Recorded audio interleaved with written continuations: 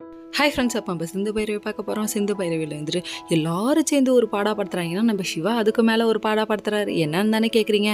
அதான் நம்ம சிந்துவும் சிவாவும் நின்று பேசிகிட்டு இருக்காங்க. அப்போ ஒரு டைமு கேட்குறாங்க, அது ஸ்னேகாவை கல்யாணம் பண்ணிக்க சொன்னால் கல்யாணம் பண்ணிக்குவியா டாக்டரேன்னு சொல்லி கேட்கும்போது, எங்கள் பெரியம்மா என்னை சாக சொன்னால் கூட சாகுவேன்னு சொல்கிறாங்க.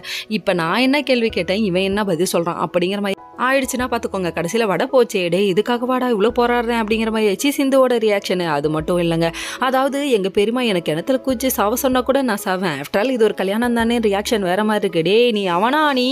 அதுக்கப்புறம் வழக்கம் போல மித்தவங்க வராங்களேன்னு சொல்லிட்டு கிளம்பி போயிட்டாங்க. ஒரு பக்கம் பைரவியை பார்த்து நான் பெருமைப்படுறேன், ஏன்னா எனக்கு விளையாத காட்ட விளைய வச்சவ அப்படின்னு சொல்லிட்டு பாராட்டுறாங்களாமா அன்னபூர்ணி அம்மா.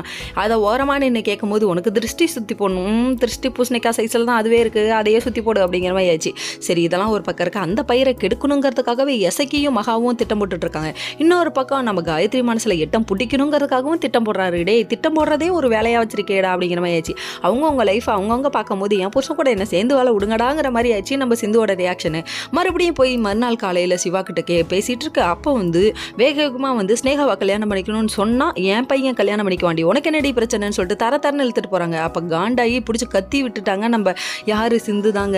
அதாவது நீ என்னடா உன் மனசுல உள்ள ஆசையை கூட சொல்ல மாட்டேங்கிறேன் கண்ணா பின்னான் கத்த, நானாடி உன்னை கல்யாணம் பண்ண சொன்னேன், ஏன்டி போற இடம்லாம் என்ன பொழந்துக்கிட்டுறீங்க, எல்லாம் யூஸ் மீ அப்படிங்கிற மாதிரி ஆச்சு இவரோட ரியாக்ஷனு. பாவம் இவர் அப்பாவியா சுத்துறாரு.